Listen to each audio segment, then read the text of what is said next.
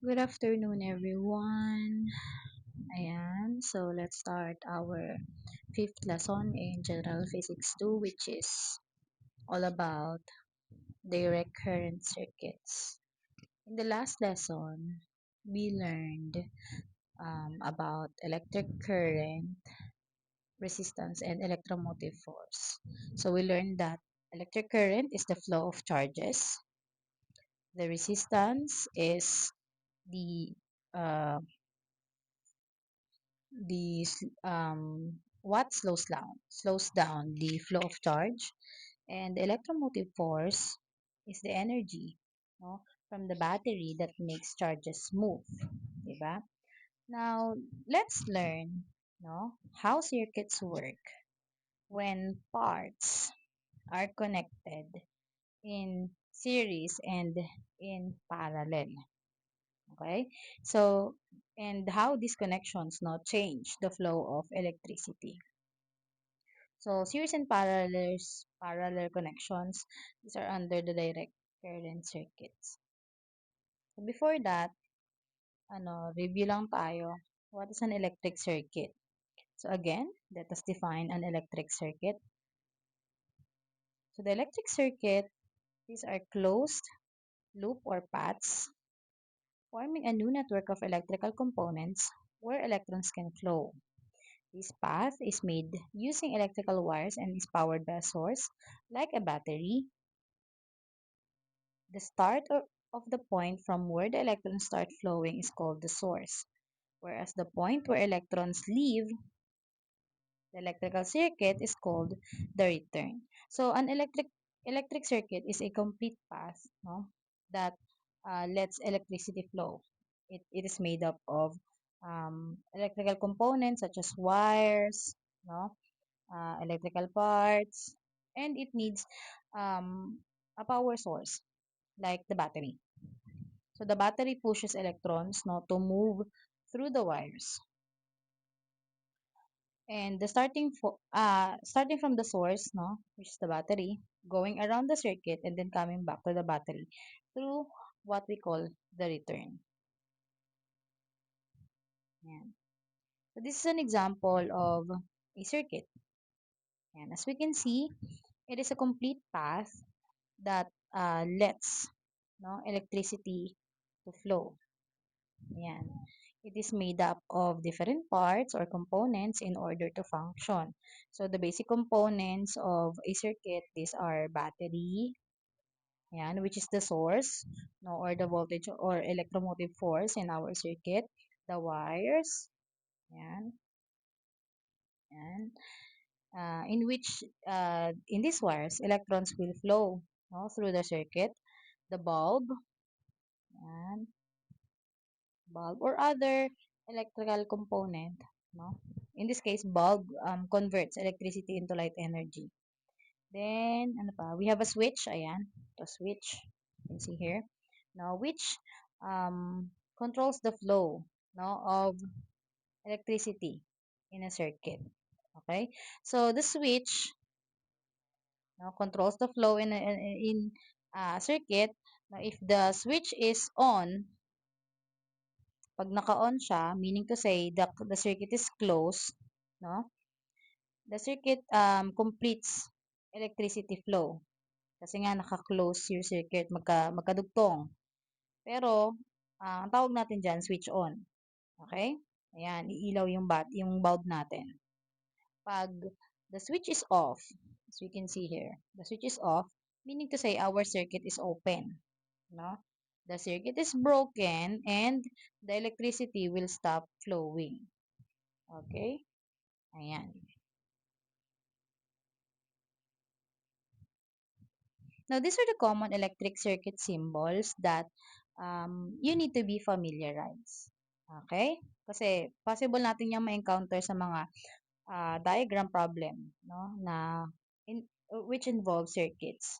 So, we need to know what are the different symbols, no, used in our electrical circuit. So, this is the symbol for an open switch, no? Ayan, broken circuit nga. Closed switch, magkadugtong. Fuse, no? Battery, Cell, yung cell, ang pinagkaiba ng cell sa battery, yung cell is a single um, source of charge. So, example ng mga cells, yung mga nakikita natin sa mga relo, no? Ayan. So, battery is yung common natin na ginagamit na battery. 9 volts, 12 volts. O, yun yung mga battery. So, sa loob ng battery, it is composed of multiple cells. Okay? Then, we have a voltmeter. Voltmeter from the word itself, it measures voltage. Ammeter, it measures current. Buzzer, it converts electricity into sound. Ayan. Then, lamp or bulb. Ayan. Then, we have resistors. Either ganito, box, or itong parang, ang tawag dito, lifeline, no, na symbol. Ayan. Ayan. Now, what are the different types of electric circuit? So, we have direct current circuit or yung tinatawag nating DC circuits. No? Meron kasing dalawang klase ng electric circuit.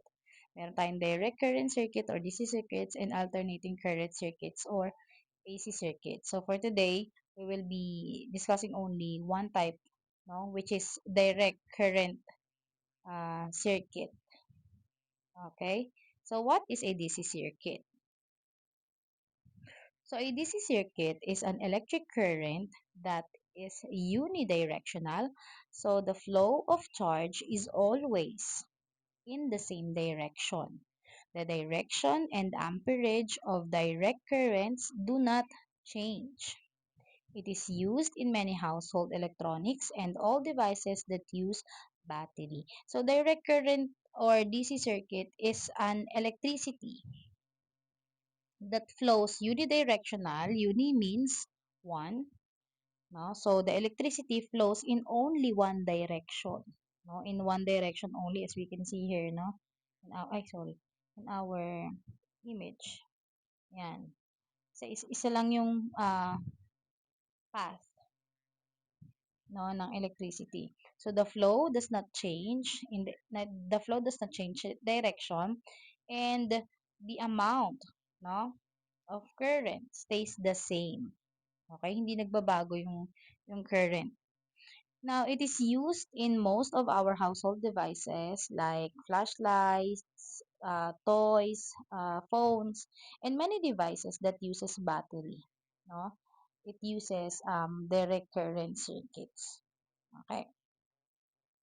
Now, there are two types of DC circuits. Meron tayong tinatawag na series DC circuit and parallel DC circuit. So, let us first define a series DC circuit. So, in series DC circuits, resistive elements are connected in an end-to-end way, creating a linear path for flowing current. In series circuit, the same amount of current flows through each component in the circuit. This is because there's only one path for the current flow.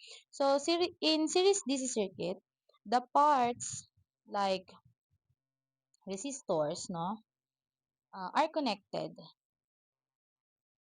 one after another in a single line. Sabi nga dito, in linear path. So, lahat ng mga electrical component in a series circuit, no, are connected in a single line. Gaya ng resistors, bulb, batteries, no, um, magkakadugtong lang sila. Kagaya na nasa illustration natin. Ito. Ayan. So, it is, the the parts are connected in a single line or single path or linear path only.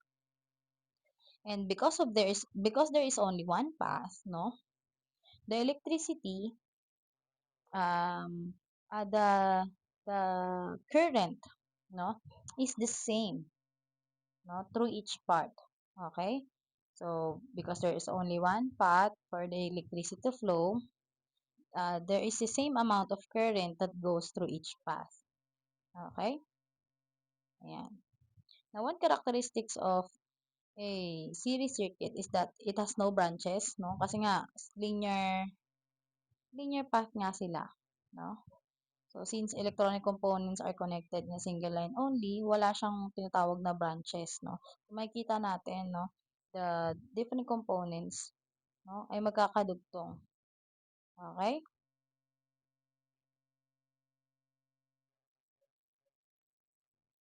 Ayan. So, in a series circuit, let's say for example, we have a battery connected to a wire, and each wire is connected to light bulbs, and they're connected in a series circuit. When lights are connected in a series circuit and one goes out, no? Kumbaga, yung isa na busted. Ayan. So, the circuit becomes open. Ayan. So, now, pag yung isa na pundido, so, our circuit now becomes open. Mapuputol yung connection. And the other lights, no, will not work.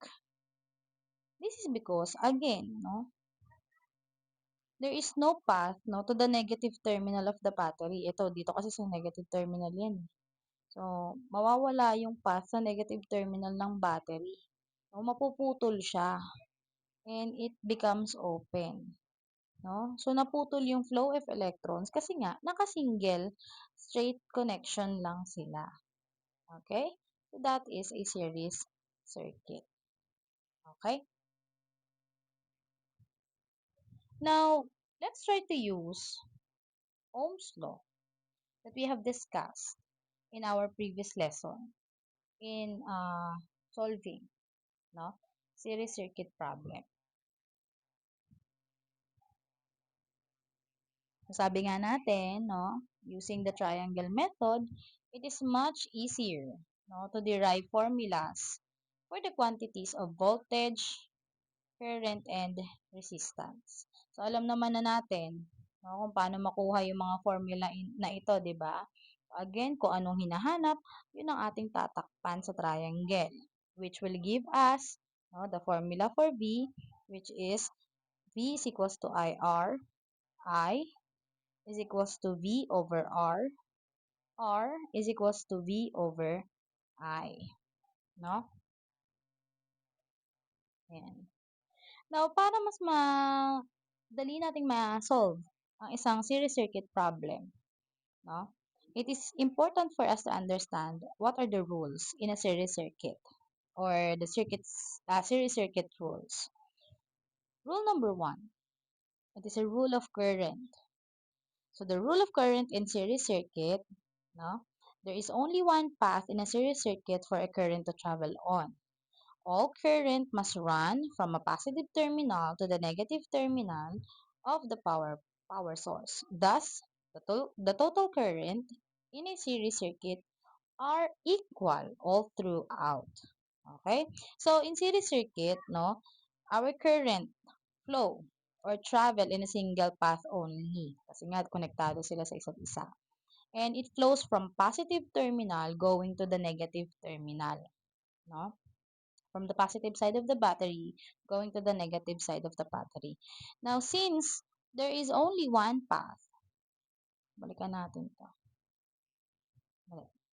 And since there is only one path for the current to flow, no, the amount of current is the same everywhere in the circuit.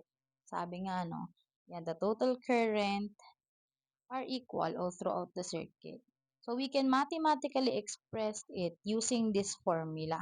The total current or IT or I total is equal to all the individual current in the circuit. So I1, I2, I3, so on and so forth. Kung ilan man yung kanyang component. Okay? So let's take a look at the example. Ayan. Example, ito. Ayan. So in our series circuit, meron siyang tatlong component. Meron siyang tatlong resistors. Ayan. And it has a total current of 2 ampere. Okay? So, since sabi sa series rule no, of current, the total current no, in a series circuit are equal no, all throughout the circuit. So, meaning to say, if our total current is 2 ampere, okay, the uh, current, the individual current of each component will also be 2 amperes. Kasi nga, based on our formula, I total is equals to I1 equals to I2 equals to I3. So, I total is all 2 amperes. Okay, lahat sila 2 amperes, magkakamuka. And that is because, again, no, iisa lang ang pathway na pinagpo-flow ng kanilang current. Okay po? Ayan.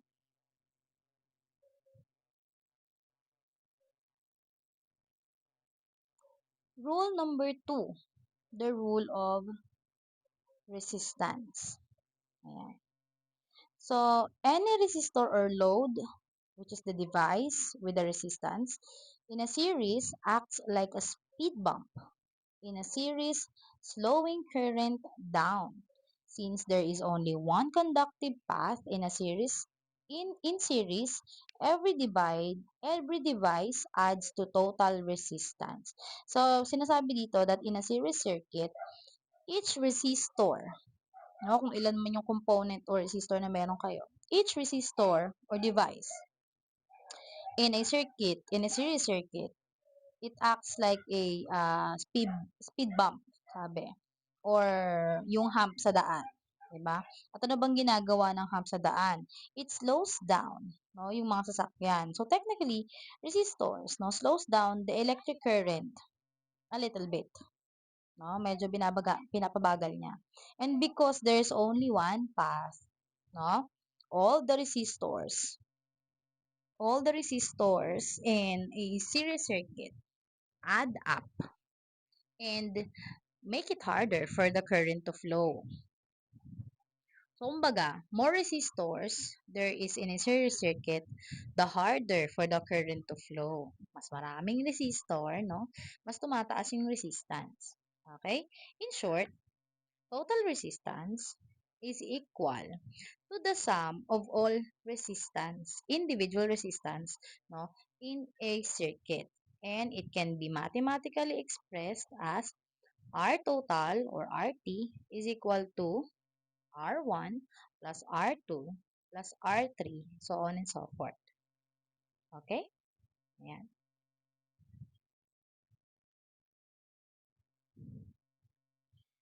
So, for example, ayan, in this series circuit, no, wag muna natin pansinin yung voltage. Mag-focus muna tayo sa resistor. Wala pa tayo dyan eh. So, ayan. So, pansinin muna natin yung mga resistors. Now, in this example, the value of the resistors are, no, R1 is equals to 3 kilo ohms, R2 is to 10 kilo ohms, and R3 is 5 kilo ohms. So, to get the total resistance, no, we just need to add all the given resistance. So, base nga sa ating formula, RT is equals to R1 plus R2 plus R3.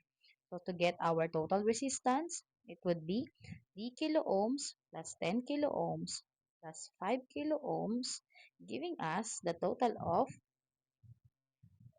18 kilo ohms. So, that is our total resistance.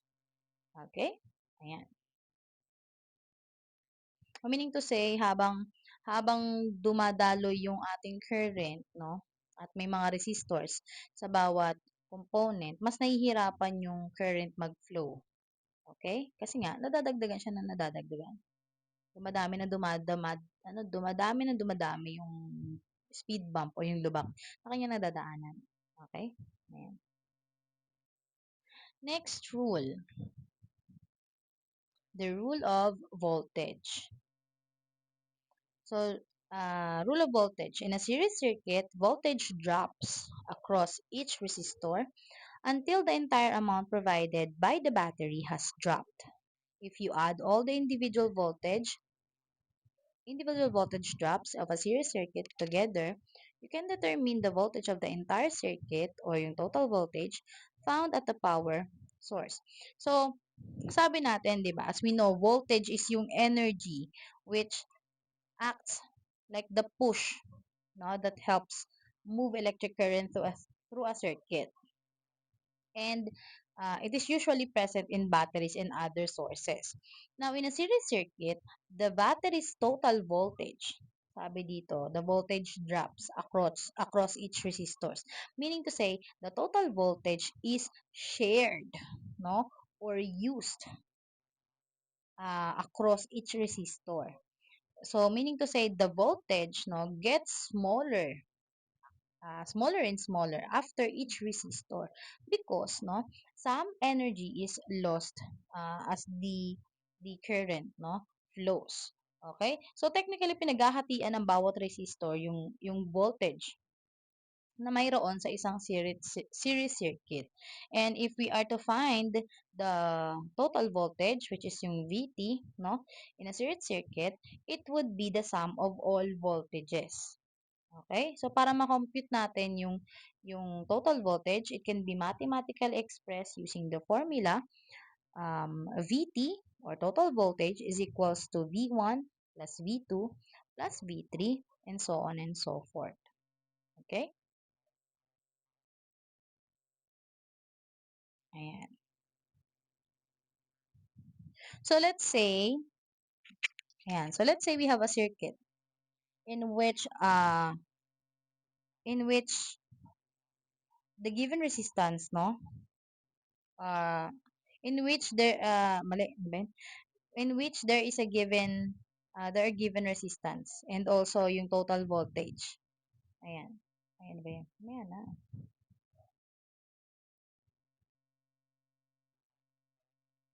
So, ang given sa atin is yung resistance tsaka total voltage.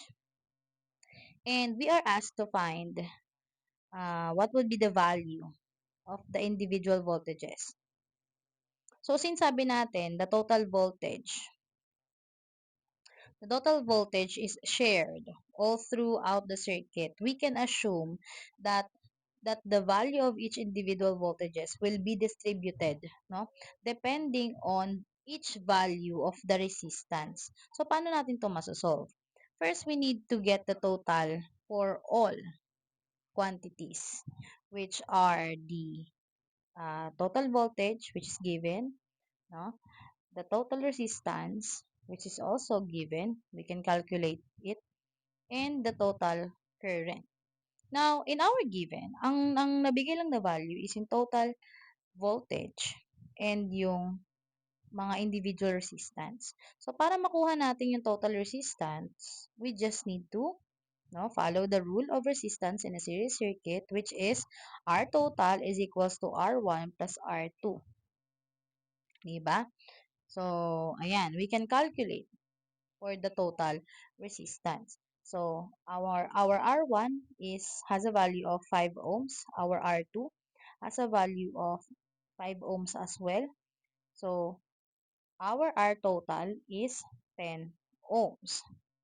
Now, we have the value for total voltage and total resistance. We can now calculate for the total current. Tama? So, that is using Ohm's law. Now, we know that the formula for current is I is equals to V over R. So, we can just um, substitute into total values. So, I total is equals to total voltage divided by total resistance. And substituting the values, our voltage is 12 volts, our resistance is 10 ohms. So 12 divided by 10, our total current is 1.2 amperes. Okay? Ayan. Now, using this value for the total current, no, we can now actually calculate for the individual voltages. Bakit? Kasi let us take note, no, yung rule of current in a series connection. So, sabi natin, di ba, sa series connection, the total current is also equal to all the individual currents in our circuit. Okay? So, IT or I total is equals to I1 equals to I2 equals to I3. So, meaning every resistor, each resistor, no, in our circuit will have a value of current of 1.2 amperes. Okay? Now, dahil alam na natin yun, ayan, dahil alam natin yung value for current, next we can now use Ohm's law to calculate for the individual voltages. Okay? And we know, no? We know that voltage, the formula for voltage is equals to I times R. Diba? So we can rewrite this formula, no, for each voltages as V1 and V2. Okay? Ayan. So, first let us solve for the V1. So, V1 is equals to I1 R1. Then, using the, substituting the given values, our I1 or current 1 is 1.2 amperes kasi nga, pareho nga lang siya sa buong circuit, no? Multiplied by R1 which is 5 ohms. So, 1.2 times 5, the answer would be 6 volts. So, ganun lang din ang gagawin natin sa V2. So, V2 is equals to I2 R2. And substituting the values, I2 is also the same, 1.2 amperes. And R2 is also, nakalagay dito, 5 ohms. So, 1.2 times 5, the answer would be 6 volts.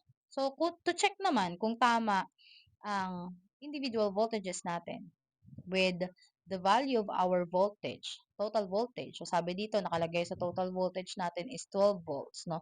We just need to add them. Diba? So, VT is equals to V1 plus V2. So, our V1 is 6 volts. Then, our V2 is also 6 volts. So, 6 volts plus 6 volts is 12 volts. So, meaning to say, our answer is correct. Okay? Ayan. So, this is the summary of the formula, no, and of the formulas under the rules of series circuit. So, pag sa series circuit to, ang voltage, no, formula for voltage, we just need to add, no, all the individual voltages to get the total voltage. Sa total current naman, it is equal all throughout the circuit. Pare-pareho lang to get the total current. Sa total resistance naman, we just need to add all of the individual resistance to get the total resistance. Okay? Ayan. So, let's try. Ayan. Let's try to solve. Ayan. Ano ba gagawin natin dito?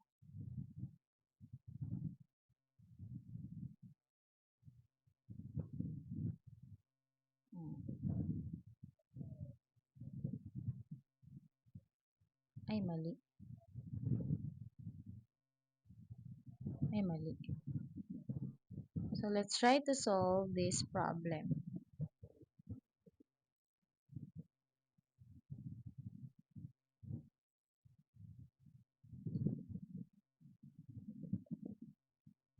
Ayan. So, let's say we are given, hindi ko siya magalaw.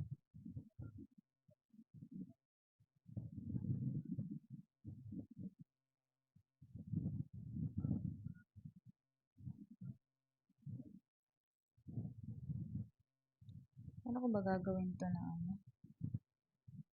Naka-split, ano? Ang tawag doon? Split kinember.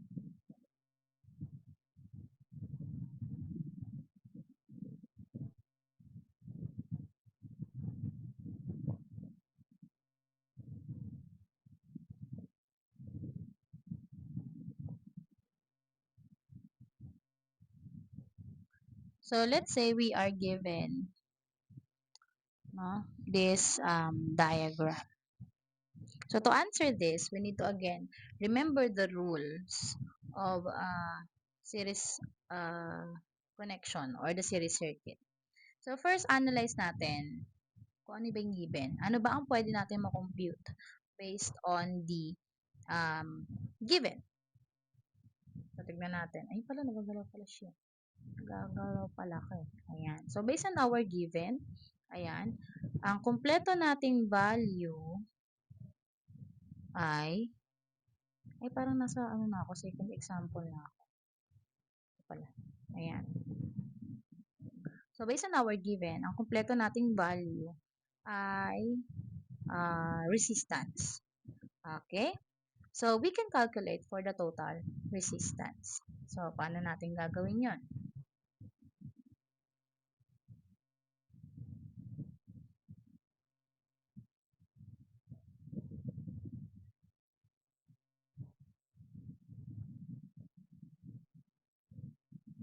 Ay, mali.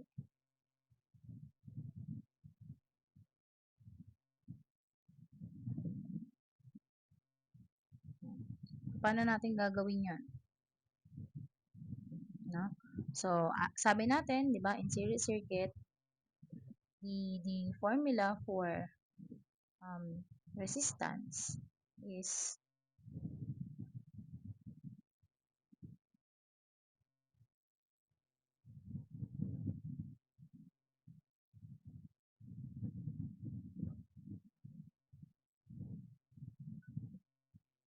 ano ba ito, mga kapalan ba? Ayan. Ayan. So, the formula for total resistance is R total equals to R1 plus R2. Ito nga natin.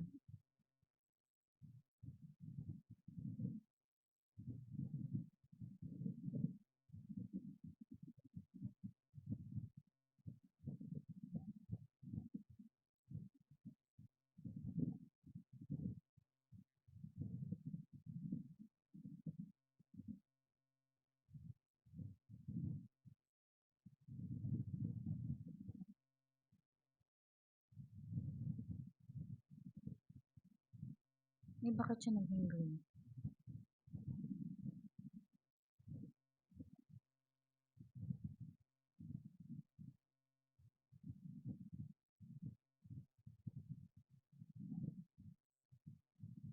So, R total is equals to R1 plus R2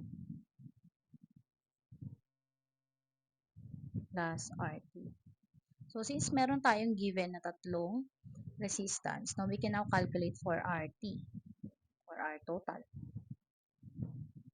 So, that would be 15 ohms plus 20 ohms plus 5 ohms. No? Ayan. So, calculating for all, it would be 15 plus 20 plus 5. The answer would be 40 ohms. Okay? So, now that we have the value for the total resistance, no, we can now calculate for what? So, meron na tayong total resistance. We can now also calculate for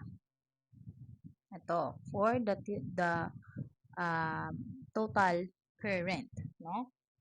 Since, bakit, no? Kasi, as we can observe, no, given na yung total voltage or VT, di ba? So, what we're going to do is to follow Ohm's law. Ohm's law. And again, the formula for current is I total equals V total divided by R total. So, dahil meron na tayong value, no, doon, pwede na nating makalculate yung I total. So, our V total is 80 volts divided by, na-calculate natin kanina, 40 ohms.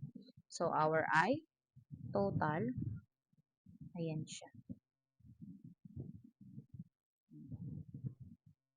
So, our I total, ba't nawala? So our I total is equals to 80 divided by 4, 40. No, the answer would be 2 amperes. Okay, and following the rules of series, no, we know that specifically the rule of currents. Now we know that the I total is equals to I1 equals to I2 equals to I3.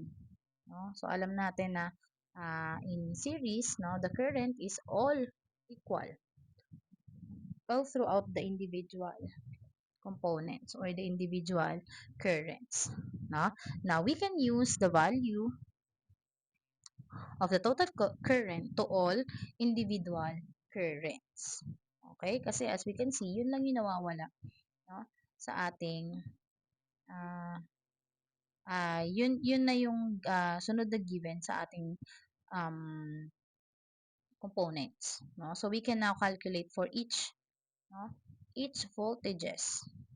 Yan. So, yung mga missing values for the individual voltages, no, kaya na nating makalculate. And again, we just need to follow Ohm's law. And again, what is the formula for voltage? So, the formula for voltage is V equals to I R. Diba? Now, using this, we can now get the formula for individual voltages. So, V1 is equals to I1 R1, V2 I2 R2 V3 I3 R3, no? So calculate muna natin, no? Yung V1. So V1 is equals to ano ulit yung amperes natin? 2 ampere times R1 which is 15 ohms. So V1 is equals to 2 times 15, 30 volts. V2 is equals to I2 R2, substituting, the answer would be 2 amperes times 20 ohms. So V2 is equals to 2 times 20, 40 volts. Ayan. And V3 would be I3 R3, substituting 2 amperes times 5 ohms. The answer is 2 times 5 is 10 volts. Now, gaya ng sabi natin to check if our total voltage, no, matches with the individual voltages, no, we need to calculate for the total voltage. Paano? Paano nga ulit makuha ang total voltage? So, total voltage would be the sum of all voltages. So, B1 plus B2 plus B3. So, tignan natin kung tugma. So, our V1 na compute natin ay 30 volts. Ating V2 ay 40 volts. Ating V3 ay, ilan yung V3? 10 volts. Ayan. So, total voltage, 30 plus 40, 70 plus 10 is 80 volts, which is tugma sa ating total voltage. Okay? Ayan. So, that's how, no, we calculate, okay, a series, no, problem. Okay po. Lastly, dito muna tayo matatapos kasi mag-1 hour na. Ayan, let's try to solve this one. So, looking at the given, ano ba dapat una nating i-solve? Based on our given. No, ang una nating masasolve is is I1 pala. Ayan, I1. Bakit? Kung titignan natin, no, siya yung may kumpletong value. Ayan, as you can see here. Ayan. So, kumpleto na siya ng value. Meron ng volts, meron ng resistance. Okay? Ang wala na lang is current. So we will start with solving the, sorry, we will start with solving the current V1. Ayan. So, V1 is equals to, ay, mali. Current pala. I1 is equals to, formula is V over R. So, substituting 6 volts divided by 3 ohms, our I1 is equals to 6 divided by 3, 2 amperes. No? And again, following the rules of uh, series, no, connection, our current is equal, no, to all individual currents. So, I1 is equals to I2 equals to I3. Now, magagamit na natin yung mga values na yun, no, to solve for the other values.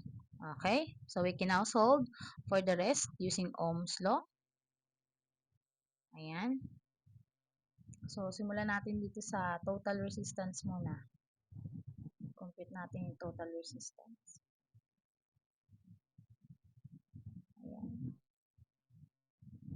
Gagawin natin RT is equals to VT over IT. Ayan. So, magiging 12 volts divided by, anong ulit yun? 2 amperes. So, our total resistance is equals to 6 ohms. Okay? So, meron na tayong total resistance. Ayan. Anong sunod natin pwedeng makalculate? We can calculate for V2. We can now calculate for V2 kasi meron na siyang resistance and meron na siyang current. So, V2, formula for V2, V2 is equals to I2 R2. So, substituting 2 amperes times 2 ohms. So, V2 is equal to 4 volts. Okay? Now, ang tricky part dito is yung third component. Bakit? Kasi walang given, no, na value for R3 and V3. Meron tayong I3, yes, 'di ba? May I3 tayo which is 2 amperes. Pero hindi pa din natin mako-compute yung R3 and V3 kasi isa lang siya. Now, ano gagawin natin, no, to solve the value? So, pwede natin gamitin yung two ways, no? We can calculate it two ways. Pwede natin gamitin yung voltage, pwede din natin gamitin yung resistance. So, doon na lang tayo sa resistance, no? Gamitin natin si resistance. So, hanapin natin si R3, no? Using the total resistance. So, since nakuha na natin yung total resistance, alam na natin yung value for R1 and R2. So, pwede tayo mag-derive ng formula for R3, no, using the rule of resistance. So, sabi nga natin, di ba, RT is equals to R1 plus R2 plus R3. Tama? Diba? Now, we can derive formula for R3. Paano?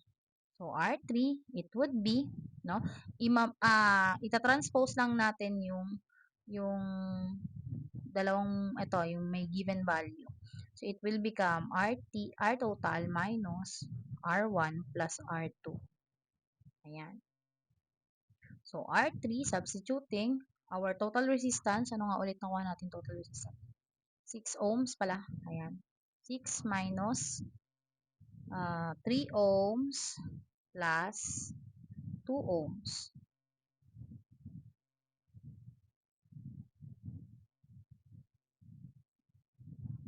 Okay na nga natin.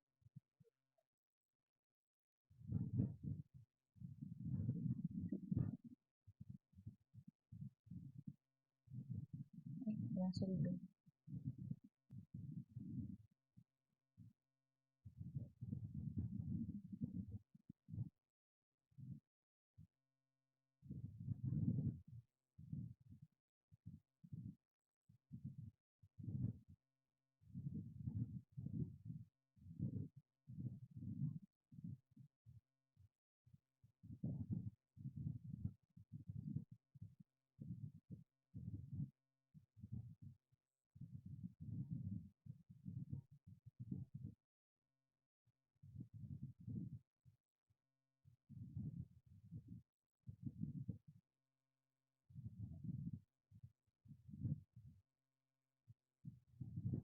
Ayan.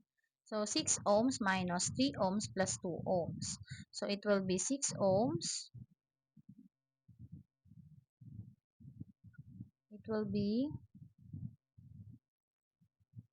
be 6 ohms minus 5 ohms. So, anong sagot? 6 minus 5, it will be, 1 ohm. So, meron na tayong value for our R3. Diba? Which is 1 ohm. Now, using this, now we can now solve for the value for V3. So, V3 is equals to I3 R3. Sabi natin, I3 is 2 amperes. R3 is 1 ohm. No? 2 times 1 is equals to 2 volts. Ayan. So, meron na tayong value for our V3. Okay? Ayan. So, that's how we solve, no, a series um, problem. Series connection problem. So, kung wala nang tanong, we are almost out of time. No? So, thank you for joining the meet. Ayan. So, I will upload this video via Clipper. So, yun lang. Thank you so much.